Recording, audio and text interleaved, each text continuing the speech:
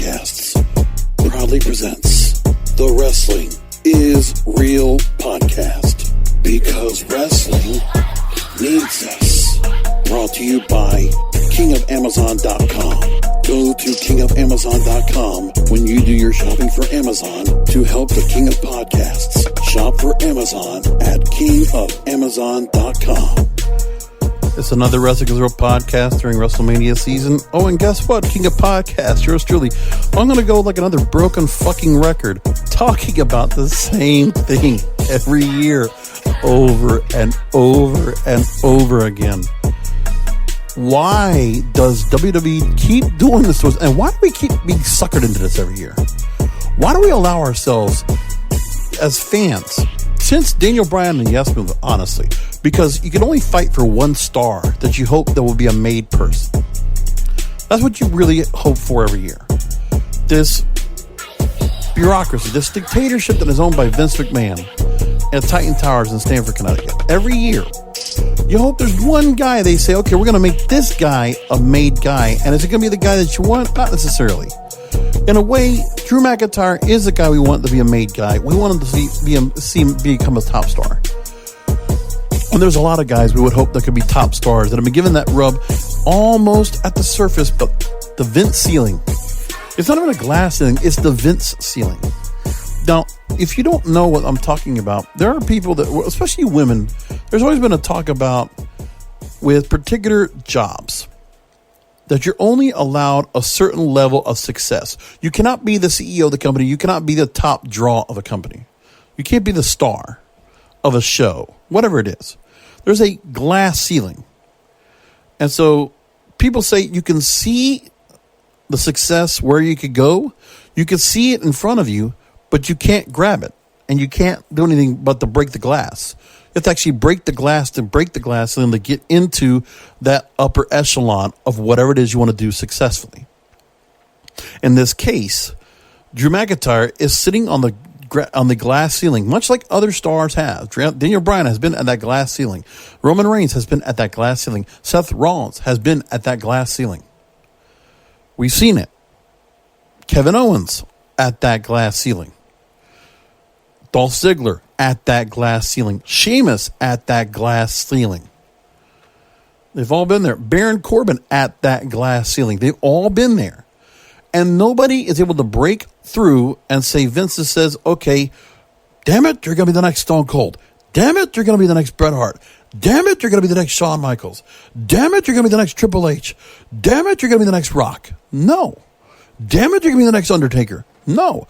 Damn it, you're going to be the next Hulk Hogan. Absolutely not. It doesn't happen because he doesn't want anybody else to get bigger than they are and then become too big to be in WWE, because that's what he is afraid of. He's afraid of stars that are in right now on the major echelon, right? That are not willing to come back and wrestle on a regular basis. Look at what's going on now with the movies, right? Rock just had Jumanji. I'm sure he's got another movie coming up in the works. Then you have John Cena. And he's going to be in the Fast 9 movie. F9. You got Batista doing My Spy. And you got to ask yourself the question, your stars that are too old to come back and do anything, and then the stars that are in their prime, that can still be in their prime and be wrestling actively, well, they're too big for WWE, and they moved on to bigger careers. It's just a matter of time before Roman Reigns gets to that point.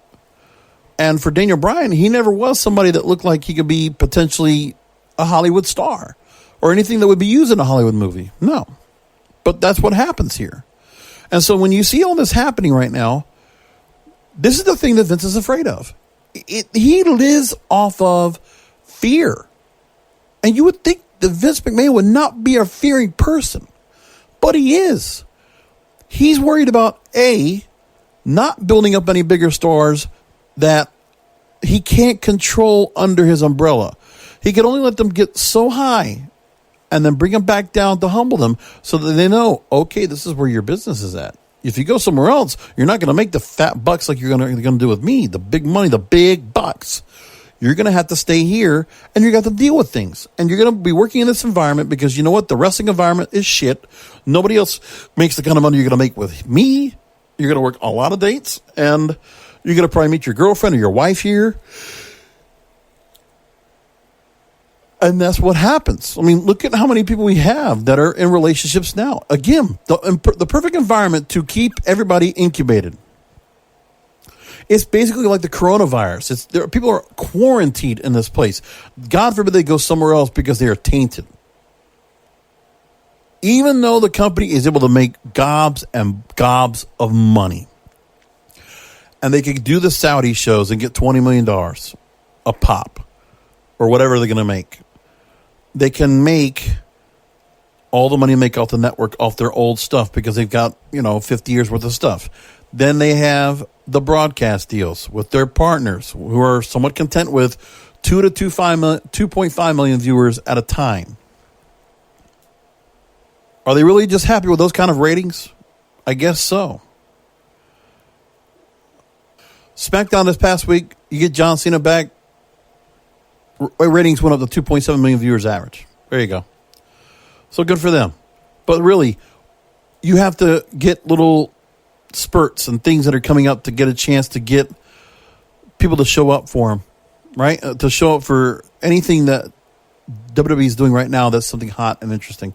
So Fox, USA, they're content with ratings as they are, right? And then what else? Well, what is really new or interesting or intriguing of this year in the current state of WrestleMania? Right? I mean, with all the things they have, all the money that's coming in, all of the stars they have, and everything they've done. And what are we getting this year? Well, we already know that so far we have 4 matches for sure that are booked. So Brock Lesnar will take on Drew McIntyre for the WWE Championship. Universal title, Goldberg will defend against Roman Reigns. So look at that right there, first of all. The 2 main champions, part-timers, older. Now, we'd have to take with a grain of salt. Will they allow Brock Lesnar or Goldberg, or both, to drop those belts to these said champions? Could they end Tampa Bay April the 3rd, could they allow Drew McIntyre and Roman Reigns to become champions in their respective brands? Would they allow that to happen? And even if they won, be honest with yourselves, even if they won, would it really make much of a difference? Would Drew McIntyre be booked strong after the fact? Because remember, this company likes to do things in one-shots. They might start something good. Do they ever do anything good in the middle? Do they ever do a good job at the end? Good question. So we look at what's happened for the matches they have coming up. A lot of big angles came up right after SmackDown, right? So number one, Brock Lesnar get hit 3 times with a Claymore kick by Drew McIntyre. That's a hot feud to start. Now, they did start it back at the Royal Rumble. Reheated it now, with 4 weeks to go. Okay, good. Now, what are you going to do for the next 4 weeks to build that match up and really put it on fire? Because at the moment, the only thing you feel like is, okay, we have hope for Drew McIntyre that he's going to be able to win the match. But now we have some hope that, okay, if Drew McIntyre is able to hit one of those Claymore kicks, he's going to be able to keep Brock Lesnar down for a 3 count. Okay, they sold the Claymore kick. They've absolutely done that. Good, effective. Thank you very much. So for right now, for the time being, yes, we're happy to see that Drew McIntyre got a chance here to do something. Okay, I'm happy with that. Fine. But let's look farther ahead. In the long run, will it make a difference? When you look at what AEW did with Revolution, and you look at the matches they had on Saturday night, really think about it. And I'm not going to take a lot of time at this moment. We're going to stick to WWE talk right now, but I want to just bring AEW up for an example. How big a deal was Jon Moxley tonight on Dynamite after winning the belt over Chris Jericho? Well, the response was huge. The attack and the continuing feud with the Inner Circle against Jon Moxley continues And Jon Moxley looks like a star, and they booked him strong. And he wasn't just beaten down, he kept fighting back. This guy is a force. And I don't care if he's going to be compared to Stone Cold. Doesn't make a difference to him. Now, the one we need to see is Jon Moxley and Chris Jericho. They started and ended Dynamite tonight. What will the ratings be as a result? And how will the ratings go when they did have 2 steel cage matches with NXT tonight to go up against? You got to ask yourself the question, right? I mean, think about it. Okay, so that, and NXT, it's not relevant here. It's not relevant to the Raw or SmackDown feuds. If we're going to have Velveteen Dream against Adam Cole, okay, a good takeover match. But that doesn't do anything for the rest of anything else going on in the full construct of things for WWE at WrestleMania, right? So that's good. Good. TakeOver is going to be taken care of, as always. It's always going to be a good show. Now, what I want to also say is this. So you look at that match, and then Roman Reigns, he's already been at this level, and he has beaten some major stars to get to where he is. Would a win over Goldberg, winning back the belt, is that going to be enough for him to take over? Because remember, Roman Reigns had to drop the belt, vacate it. He never got a win on Brock Lesnar, and they're never going to pull that match out, which is a story that could be easily told. You could let Brock Lesnar and Roman Reigns have a match again, but they're not going to because they're on separate brands. Really, who do you have? Because here's the most important thing. You look at the longevity of the popularity of these stars that are going to go up in championship matches at WrestleMania. Will they matter, or will they be back to the level they are because of the rest of the roster being in purgatory? They might be the top guy, but will they be any bigger, or will they elevate the brands themselves? That's the question. Because I think, personally, with Jon Moxley now winning the belt over Chris Jericho, and Chris Jericho being solidly positioned for 6 months plus as the World Heavyweight Champion in AEW, the title change, we got that coming off of the pay-per-view. The pay-per-view was well received. You had that. You had the fallout with Cody and MJF. You had with Jake St. Roberts coming in. You have Colt Cabana debuting. A lot of stuff happened tonight. Pretty action-packed Dynamite. Very good job of recapping everything from the Revolution show that we saw on Saturday night. So you have that to go for you. I want to see what the rating looks like for AEW, because this is something that happens. Will they get a real bump as a result of after the pay-per-view? Because you got to ask yourself the question, was there a bump after last year? I'm trying to remember. After November 9th, was there a bump? Yeah, oh, hold on. Yes, there was. Now, here's what happened. Remember, it was November 9th, was Full Gear. The following week, AEW's rating, remember, that's when Chris Jericho won the title, and then everything came after that. It bumped up to 957,000 viewers, which at that point, it was the 5th highest rating they ever got for the show in 2019. And then they had a bit of a drop-off. But seriously, after that Full Gear pay-per-view, they got a big bump in ratings. Extra 150,000 viewers came in. Almost 1 million. Now, the real factor is, are they going to get back to that again? Are they going to get those ratings one more time back to where it was? Or are they going to get to 20? They're going to get back to the ratings where they were, where they have the ratings back at that level. Because here's the thing. As you look at the level of the pay-per-view or the shows itself, they did get a bump last week. Well, I don't see the ratings yet for Dynamite from last week. But you're looking at, I know it did 850 some odd thousand viewers. But 2 weeks before, 900,000 viewers nearly. Are they going to pull over 900,000 viewers or get to 1 million viewers once again for the first time this year? Because remember, in January when they had their show in Jacksonville, well-promoted show, big number. Post pay-per-view, will it be a big number? And will that be a number that will continue to grow? Because seriously, there's a chance AEW has room to grow, and they're making top stars. Because Jon Moxley now, I think he's a bigger star than he was in WWE, period. He's a made guy. He is much more high profile than he ever was as Dean Ambrose in WWE. I believe it wholeheartedly. I think that AEW's done an excellent job of building Jon Moxley. So that's a star that I think, you built him up for a long feud. You made him number one contender for a long time. You did a good 2-month feud with him, which will continue. Jon Moxley right now, you got a face champion on the roster, which can't say that much for WWE having a good babyface champion. And let's see how long of a title reign Jon Moxley holds this belt for as well. Think about that.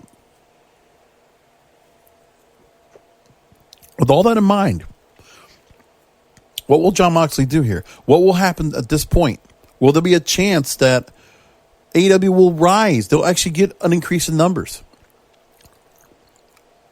I mean, even if they did have a little drop in their numbers, the one thing is they have younger fans.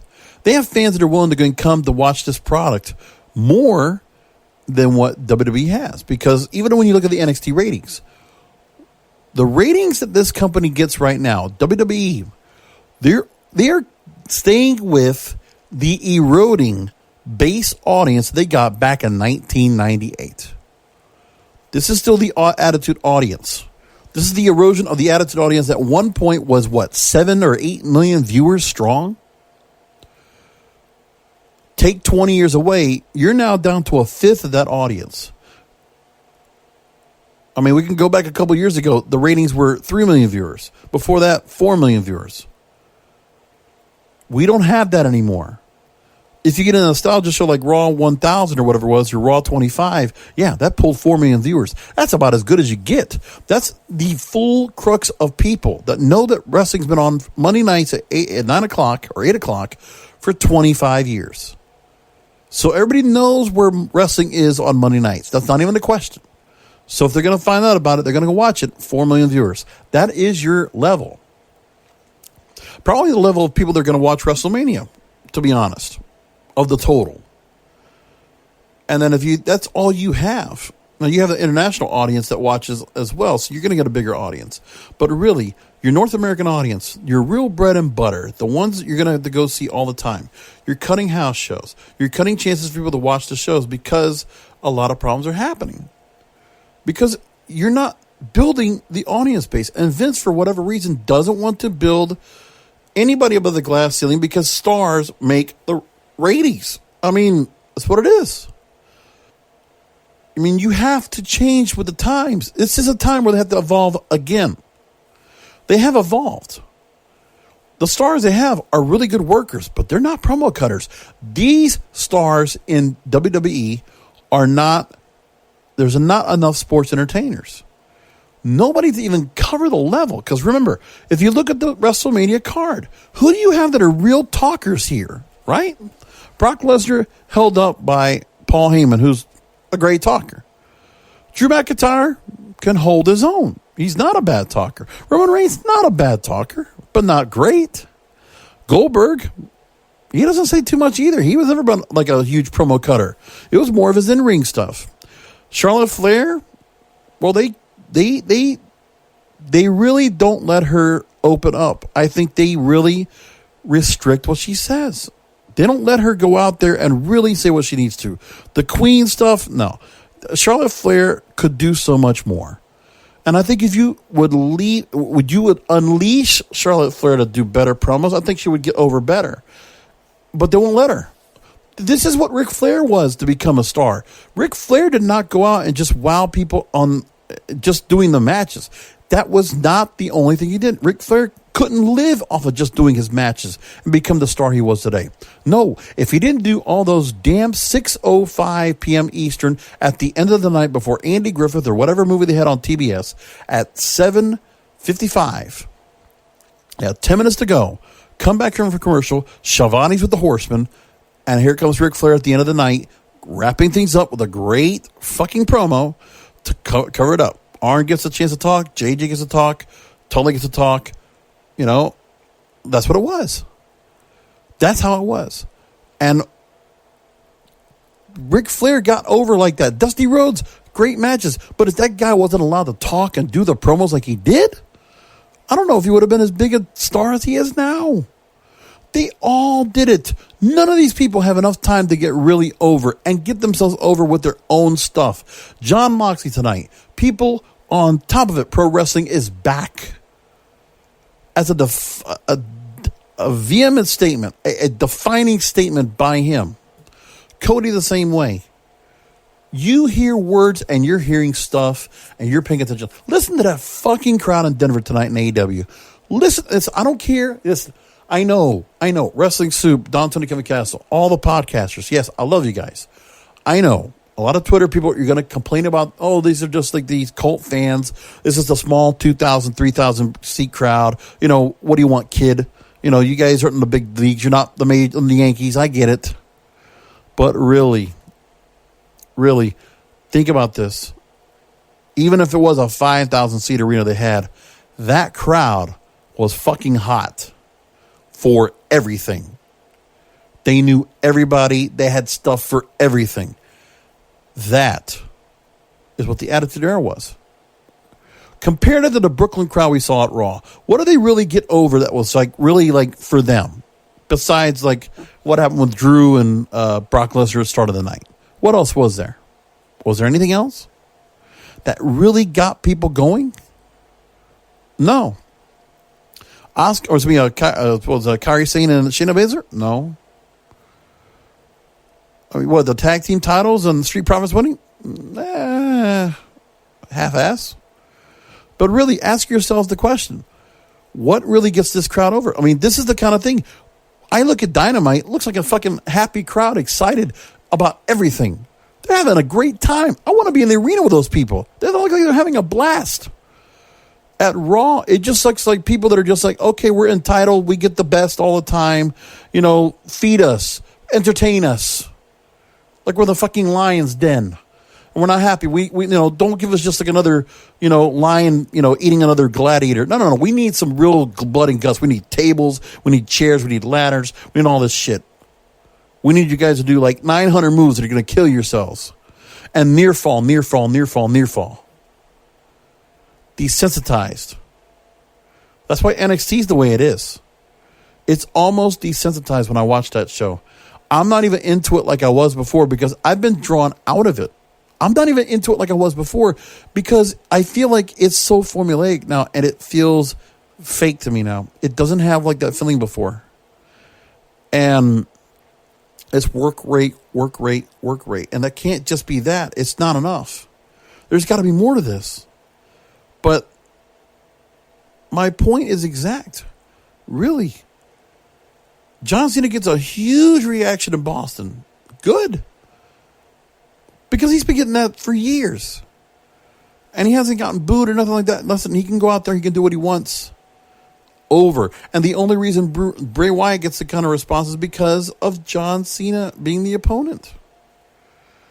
Will John Cena be able to go and uplift Bray Wyatt? No. Really, if Bray Wyatt gets the win over John Cena, will that make a difference? Again, you got 3 part-timers right there. And they will be gone at the end of WrestleMania weekend. They will be gone. Goodbye. Brock Lesnar, you won't see him after April 9th or whatever. You won't even see him. He won't even be around April 8th. Goldberg, you're not going to see him either. And then what are you going to do?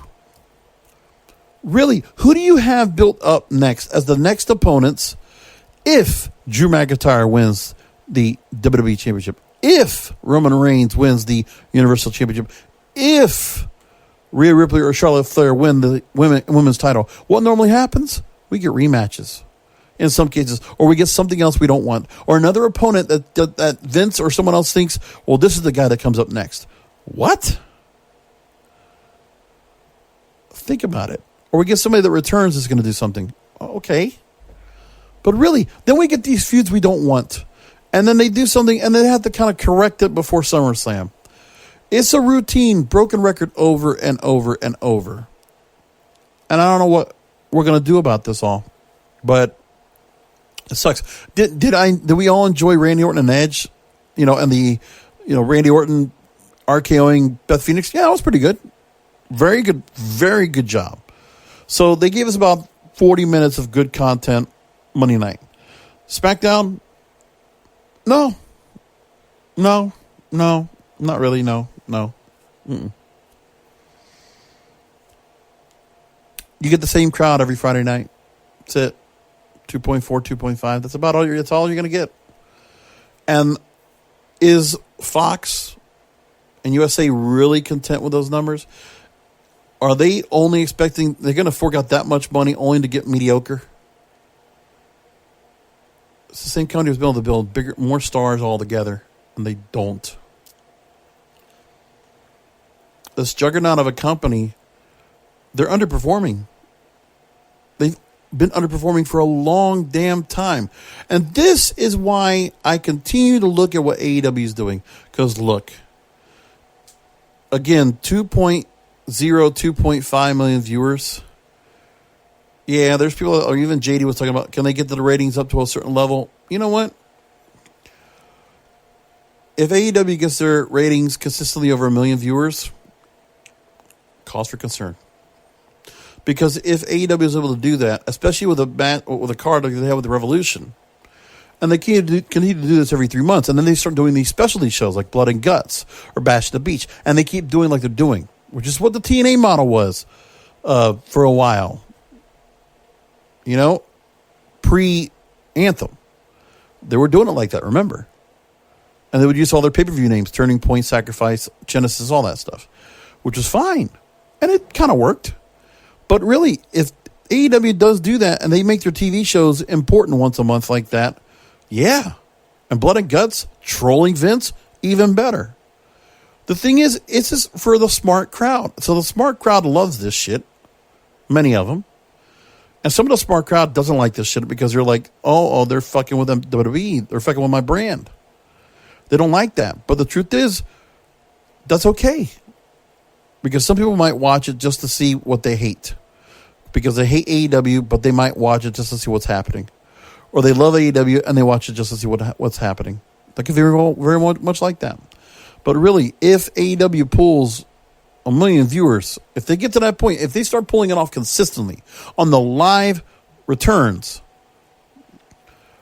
then you know that AEW has room to grow some more. And they can obviously put some more stars together and then really build out where they'll have multiple people to watch. Because look, Hangman Page, super over right now. Darby Allin, super over. Think about it. I mean, you got a lot of good, really top-notch fucking stars in AEW. They're building stars there. They absolutely are. So you got that working for you. And then you move along and you say, okay, what's going up next, right? And that's what the bottom line is. It's like, okay, we're building up more and more on a regular basis. Then you look at the flip side and you say, is WWE doing anything to counteract that right now? Well, for the time being, it's not important. The fans don't give a shit. The company, WWE, doesn't give a shit. As long as everything is status quo right now, they're going to live with that because there's no panic. The only fears that Vince has right now, as I was saying before, is the fact that I was just saying, well, first of all, he has to go and placate to the people that are paying him. He's a fear of losing talent to celebrity status. The other one is losing talent to another faction. Another faction that they know, whether it's Ring of Honor, Impact Wrestling, NWA, MLW, or All Elite Wrestling. But more importantly, All Elite Wrestling more than anything else. Now, they might not get the same kind of, star power. Like for AEW, the reason AEW is important is because a Dean Ambrose can go in there and become a bigger star, unlike what it would have been somewhere else. Now, Impact Wrestling didn't do so much. Like I actually thought Christian had a different type of feel to him as a champion there, Christian Cage, and he definitely have a different feel to him altogether. I liked him better in TNA than I liked him in WWE, because Christian as a solo star, I thought was better with AJ Styles as a sidekick in TNA. That's my opinion, and I'm probably the only one that thinks that way. But I enjoyed Christian Cage in that promotion.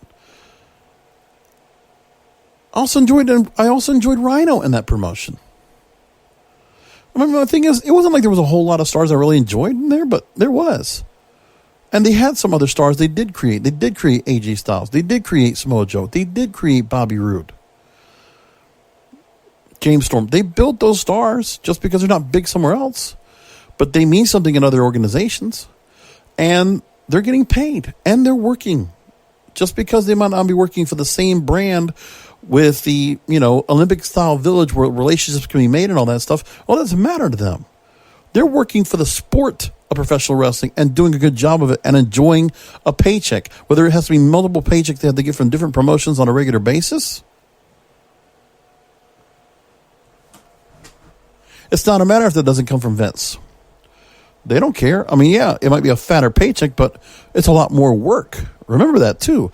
People are getting paid over there a lot, but you're still paying for all that work. It's not like they're sitting around. Some of them are, but very few. But think about that. I think they're actually worried if the Revival move over to AEW, or they're worried about Matt Hardy going to AEW. I think they're really worried about those things. I think they really are concerned with themselves that they might lose the spot. Well, they could. I'm not going to knock them for that, but maybe they will. But they're not doing anything for themselves in order to go ahead and curb all this. Now, the last few weeks, some of my rants have not been an hour because you know what? I'm not going to just stretch an hour out and just continue to make my point. Like right now, I can stop.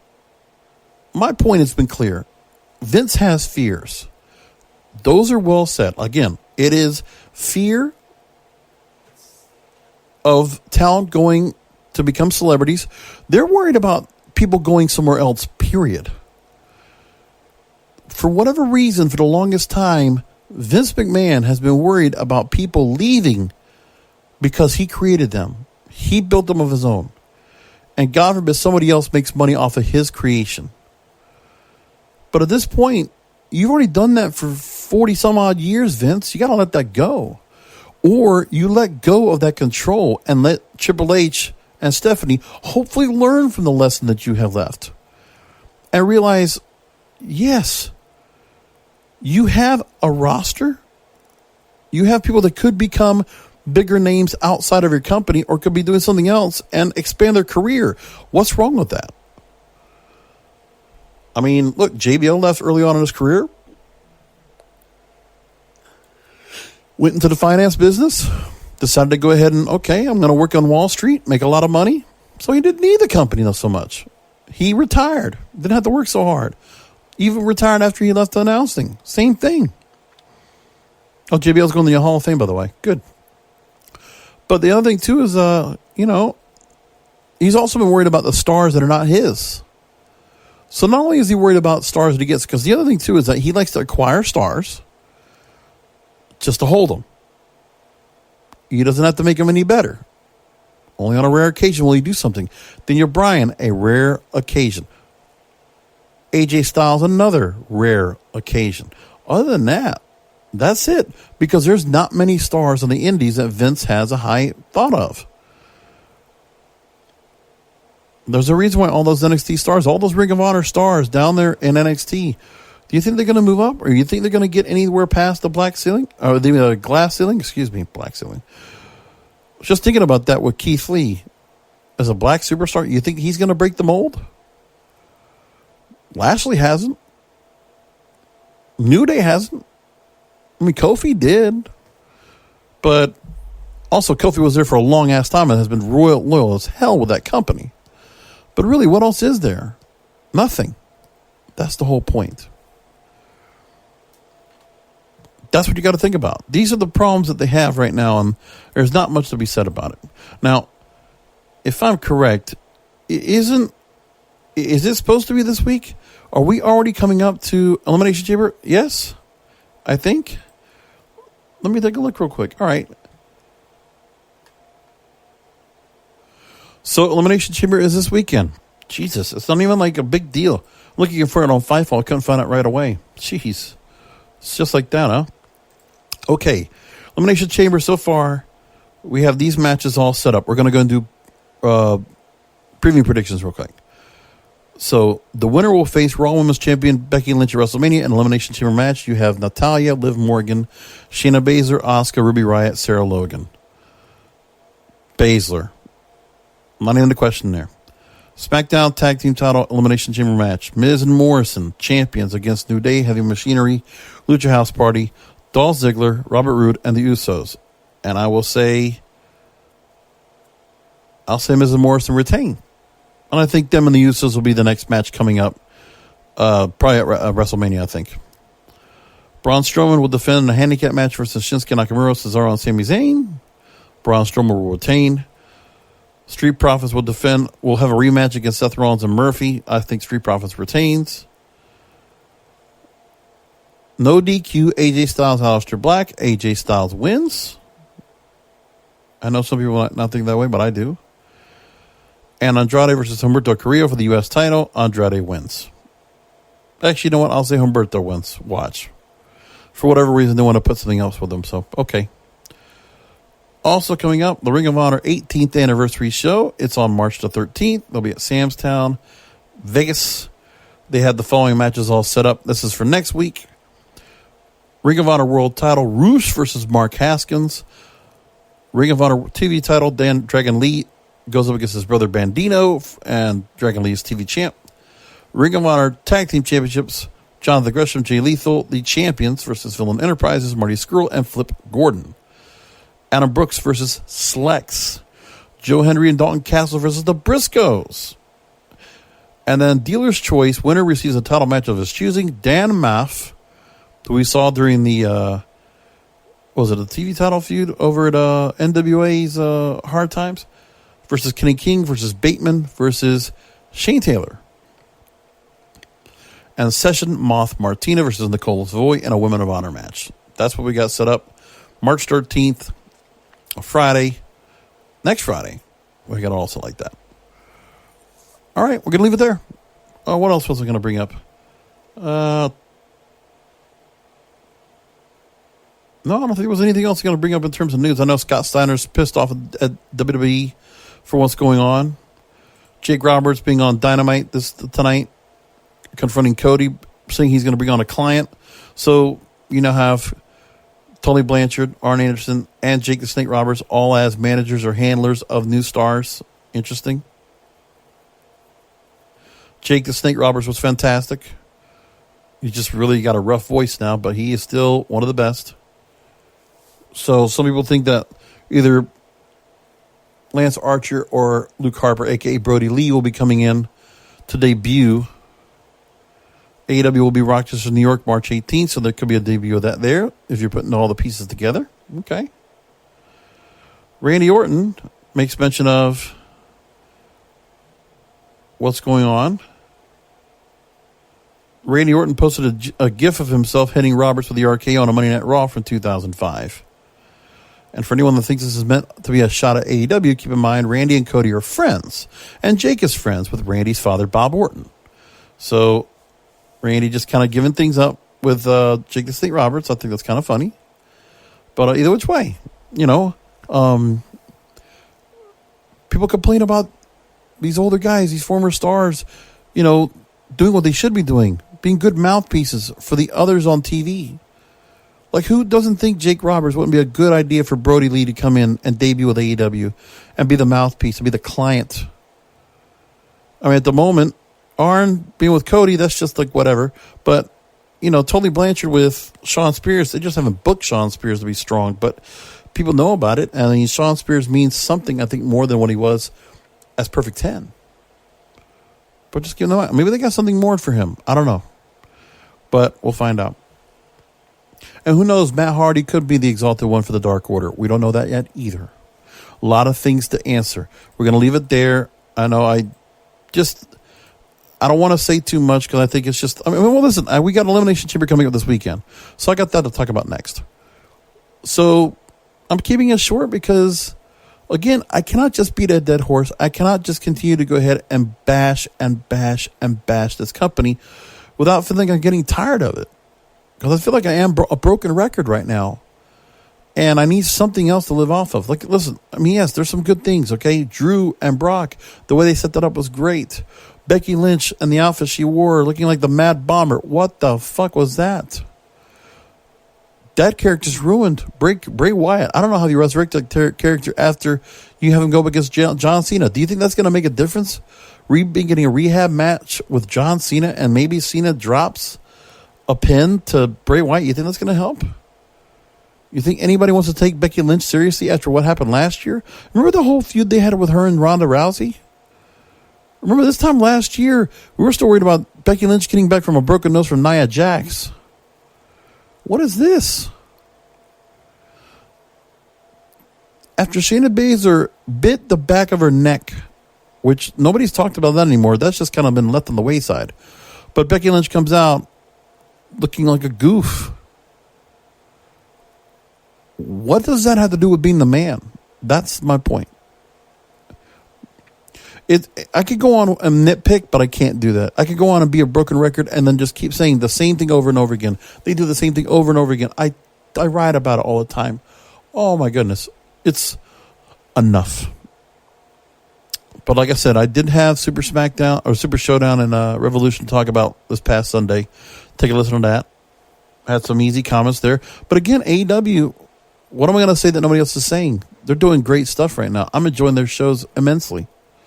They're kicking ass. They're making stars. They're building real storylines that mean something, that people give a shit about. And the crowd is responding. Maybe the ratings will respond.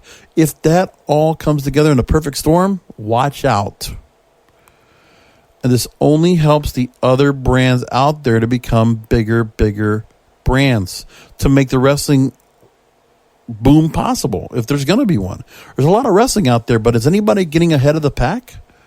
The truth is, WWE is vulnerable right now, and any one of these companies can do something and really cut some ground, make some ground. AEW is making ground on WWE. It's not even a question anymore. It's there. They are in the rearview mirror right now, and AEW is looking to push forward and own Wednesday nights and make Wednesday nights a night for wrestling by themselves, and take this movement that was made solely because WWE failed its audience. And at the fact that this rebellious company that wants to show Vince McMahon something, that's what it's built on, that's what it's fueled on. If AEW is able to go ahead and put themselves in a spot where they are near the level on one night a week of WWE, watch out. That's going to be a big deal. Okay, we're going to leave it there. Thank you for listening in, as always. So glad to have you on. Come back for Elimination Chamber. We're going to do a post show this weekend after that. And until then, come back for another Wrestling is Real podcast, because wrestling needs us. Thank you for listening to the Wrestling is Real podcast, brought to you by KingofAmazon.com. For more information on how to subscribe to the show, how to share the Wrestling is Real podcast to listeners like you, and check out the latest wrestling headlines, go to WrestlingIsReal.com. That's WrestlingIsReal.com.